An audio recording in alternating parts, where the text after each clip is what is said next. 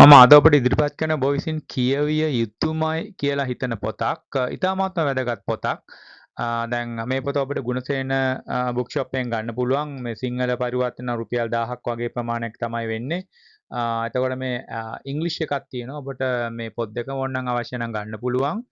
දැන් මේ පොත් දෙක වටින්නේයි කියන එක තමයි මම ඔබට කියන්න හදන්නේ. දැන් ඔබගේ ජීවිතය අපි දන්නවා දැන් ගොඩක් වෙලාවට අපේ නිව් ඉයර් රිසොලූෂන් අලුත් අවුරුද්දක් පටන් ගන්නකොට අපේ බලාපොරොත්තු ගොඩක් තියෙනවා. අපිට ගොඩක් වෙලාවට ගිය අවුරුද්දේ කරගන්න බැරි වුණු දේවල් මේ අවුරුද්දේ අපි කොහොම හරි කරගන්න ඕනි කියන අදහසින් තමයි අපි ගොඩක් වෙලාවට ඉන්නේ. දැන් එන්න මේ වගේ අවස්ථාව නැත්නම් ඔබගේ ජීවිතයේ තියෙන කිසියම් හෝ දෙයක් ඔබට අවශ්‍ය ඕනම දෙයක් ඒක කොහොමද සාර්ථකත්වයට කරා ගෙනියීම සඳහා තියෙන ඉතාමත්ම වැදගත් එතකොට ප්‍රතිඵල ලබා දෙන ක්‍රමයක් විදිහට තමයි මේ ඔහු මේක ඉදිරිපත් කරන්නේ. දැන් ඔබ මේ ඉංග්‍රීසි පොතේ තියෙන්නේ ඇටොමික් හැබිට්ස් කියලා. මේ මෙතන ඇටොමික් කියන්නේ කුඩා කුඩා පුංචි පුංචි කියන අදහස. ඒ කියන්නේ පොඩි පොඩි පුරුදු වලින් කොහොමද විශාල ජීවිතයේ විශාල පරිමාණයේ වෙනසක් ගේන්නේ කියන එක තමයි මේකේ තියෙන්නේ. නමුත් සිංහල පරිවර්තනයේ තියෙන දකින්න වෙනස් ජීවිතය කියන එක. නමුත් මේ පොතේ අදහස ඔබ විසින් කරනු ලබන කුඩා දෙයක්. ඉතා සුළු පරිමාණයේ දෙයක් කොහොමද විශාල වෙනසක් ඇති කරන්න ජීවිතයේ පරිවර්තනයක් ඇති කරන්න බලපාන්න කියන එක තමයි මේ පොතේ තියෙන්නේ. ඒතර පොතේ තියෙන දේවල් පිළිබඳව මම ඔබත් සමග කතා කරන්න යන්නේ. ඔබ විසින් මම හිතන්නේ මේ පොත කියවලා ඒ පිළිබඳව යම්කිසි අදහසක් ගන්න පුළුවන්. ඒ ක්‍රියාවලිය ඉතාමත්ම සරල ක්‍රියාවලියක් තියෙන්නේ. දැන් මේ පොත පටන් ගන්නෙම මේ බ්‍රෙල්ස්ෆෝඩ් කියන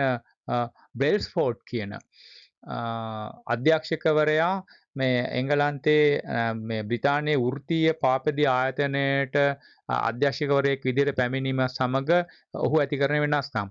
දැන් ඔහු කියන්නේ දැන් මේ පොතේ කතුවරයා කියන්නේ දැන් එංගලන්තයේ මේ ඒ කාලේ වෙනකොට දැන් සයිකල් සවාරි යන ඒ වගේම මේ පාපදී ශූරීන් විශාල පසුබෑමට ලක් වෙලා තිබුණා. ඔහුට කිසිම රටක කියන්නේ කිසිම ජයග්‍රහණයක් ගන්න බැරි තත්ත්වයකට පත් වෙලා තිබුණා. සමහර රටවල් ඔවුන්ට බයිසිකල් විකිණීම පා ප්‍රතික්ෂේප කිරීමක් කළා තිබුණා. මේ වගේ අවස්ථාවක දැන් මේ ඔහු යොදාගත්ත මෙන්න මේ ක්‍රමවේදයෙන් උදාහරණයක් විදිහට තමයි මේක පටන් ගන්නෙ. ඔහු කළෙත් ඒක 101ක වෙනස්කමක් තුළින්. ඒ කියන්නේ පුංචි වෘද්ධත් තුළින් ඔවුන් කොහොමද මේ එංගලන්තයේ ඉන්න මේ පාපද ශූරුන්ව වෙනස් කළේ ඔවුන්ගේ දක්ෂතා මතු කළේ ඔහුගේ මේ ක්‍රියාවලිය නිසා වහු වෙන අවසානයේදී මම හිතන්නේ තරඟ 175කට වඩා වැඩි ප්‍රමාණයක් කොට ජයග්‍රහණය කරන්න පුළුවන් වෙනවා. ඒ වගේම ඔලිම්පික් වල ජයග්‍රහණ උන්ට ලබා ගන්න පුළුවන් වෙනවා. දැන් මේ එක උදාහරණයක් විතරයි මම කිව්වේ. ඒ වගේ උදාහරණ ගොඩක් තියෙනවා. ඒතර මේ ක්‍රියාවලියත් මේකේ තියෙනවා. ඔය ගොඩක් වෙලාවට මේක කියන්නේ දැන් අපි විසින් යම්කිසි අරමුණක් තියාගෙන මේ අරමුණ කරා අපි යන්න ඕනේ කියන එක තමයි අපේ අදහසින්. ඔහු කියන්නේ ඒක නෙමෙයි වෙන්න ඕනේ. ඇත්තෙන්ම මේ අපි හිතන්න ඕනේ මේ ක්‍රියාවලිය පිළිබඳව සිස්ටම් එක පිළිබඳව කියලා. සිස්ටම් එක ගැන අපි හිතන්න අපි තුල තියෙන මේ අපේ අනන්‍යතාවය ඩෙන්ටිටි එකේ වෙනසක් අපි විසින් ඇති කරගත යුතුයි කියන එක මේක තමයි මේ පොතේ තියෙන සාරාංශය. ඔව් කියන දේ මේ ඩයග්‍රෑම් එකෙන් ඔය ඉතා පැහැදිලිව පෙන්නනවා. දැන් මේ ඔබ දක්න රතු පාට සහ මේ කොළ පාට රේඛා වලින් තමයි මේ ඔහු මේක පෙන්වන්න උත්සාහ කරන්නේ. අපි දැන් ගොඩක් වෙලාවට උත්සාහ කරන යමක් පටන් ගත්තට රේඛීයව මේකේ දිගටම සංවර්ධනයක් සිදු වෙයි කියන එක තමයි අපි ගොඩක් වෙලාවට බලාපොරොත්තු වෙන්නේ. නමුත් ඔහු කියන්නේ ඒක නෙමෙයි ඊට වඩා වෙනස් දෙයක්. දැන් මේ කොළ පාට ඉරෙන් පෙන්වන්නේ දැන් ඔහු කියන්නේ දැන් අපි විසින් කුඩා අපි තුල ඇති කරගන්න කුඩා පුරුදු නිසා මේ පුරුදු එකතු වෙලා ඔහු කියන්නේ 101ක වෙනසක් කියලා එක දවසකට මෙන්න මේ වෙනස මේ කුඩා පුරුදු නැත්නම් මේ වෙනස එකතු වුණාට පස්සේ අපි අපේ ජීවිතයේ විශාල පරිවර්තනයක් ඇති වෙන එක තමයි ඔහු මේක විස්තර කරන්නේ. ඔහු මේකේ මේ මනෝවිද්‍යාත්මක ක්‍රියාවලියක් පෙන්නනවා. ඔහු පෙන්නන ප්‍රධානම දේ තමයි දැන් අපි විසින් මෙහෙම පුංචි පුරුදු ඇති කරගන්නකොට අපිට මේ වෙනසක් ඇති වෙන බව පේන්නේ නැහැ. එතකොට ඒක අපිට කාලයක් යනකම් දකින්න අමාරුයි. ඊට පස්සේ එහෙම ගිහිල්ලා ටික ටික ඊට පස්සේ තමයි එකපාරටම මේක මතුවෙලා අපිට මේක ප්‍රතිඵල දකින්න පුළුවන් වෙන්නේ. දැන් මේකේ මේ තියෙන රතු පාට රේඛාවයි කොළ පාට රේඛාවයි අතර හිඩසක් ඔබට පෙන්නලා තියෙනවා. ඉතාමත්ම ලස්සන ඩයග්‍රෑම් එකක් අපිට තේරුම් ගන්න. ඔහු ඒකට කියන්නේ Valley of Disappointment කියලා. ඒ කියන්නේ අපේ බලාපොරොත්තු නැතිවීමේ නිම්නය විදිහට තමයි ඔහුවක දක්වන්නේ. දැන් මේ කාලය තුල අපිට කිසි දෙයක් එහෙම සිදු වෙන්නේ නැහැ. අපිට දැනෙන්නේ නැහැ.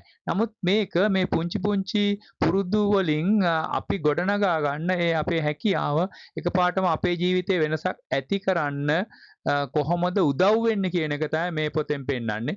ඉතාමත්ම වැදගත් පොතක්. දැන් මේ පුරුදු වෙනස් වන ආකාරය පිළිබඳව මේකේ ඉතාමත්ම පැහැදිලි ඔහු පැහැදිලි කරනවා. ඔහු මේ සඳහා ගේන දැන් අවස්ථා 4ක් පිළිබඳව මේ පොතේ කතා කරනවා. මම ඔබට ඒ පිළිබඳව මෙතන කතා කරන්න යන්නේ. දැන් පළවෙනි පරිච්ඡේදයේ අවසානයේම ඔහු විසින් දෙනවා හැම පරිච්ඡේදයක් අවසානයේම ඔහු සාරාංශය දෙනවා. දැන් පළවෙනි පරිච්ඡේදයේ අවසානයේ සාරාංශය ඔහු දෙනවා. එයින් මම අවස්ථා දෙකක් විතර ඔබට මේ මතු කරන්න හදන්නේ. දැන් ඔහු කියන්නේ දැන් අපේ මේ පුරුදු අපි වෙනස් කරන්නේ මෙන්න මෙහෙමයි. දැන් වැල්පොලිය වගේ දැන් වැල්පොලිය දිගටම එකතු වෙනවනේ. ඒ වගේ අපි විසින් මේ කරනු ලබන 101ක වෙනස නිසා නැත්නම් අපි ඒක පුරුද්දක් විදියට අපි හදා ගන්න ඕනේ. මේ වෙනස කිව්වට අද නිකන් වෙනසක් ඇති කියලා අපි ඒක අතෑරලා දාලා හරියන්නේ නැහැ. මේ පුරුද්දක් අපි කොහොමද ඇති කරගන්නේ?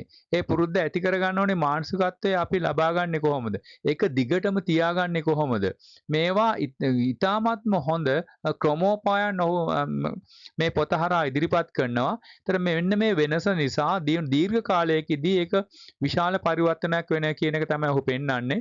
ඒ වගේම දැන් ඔහු පෙන්වන්නේ මේ කුඩා ප්‍රතිඵල පෙන්වන්නේ ප්‍රමාද වෙලා නිසා අපි ඒ ගැන ඉවසීමෙන් සිටිය යුතුයි කියලා. ඉතාමත්ම හොඳ පොතක්. ඔබ මේ දක්වා බලලා නැත්නම් මේ පොත අරගෙන කියවන්න.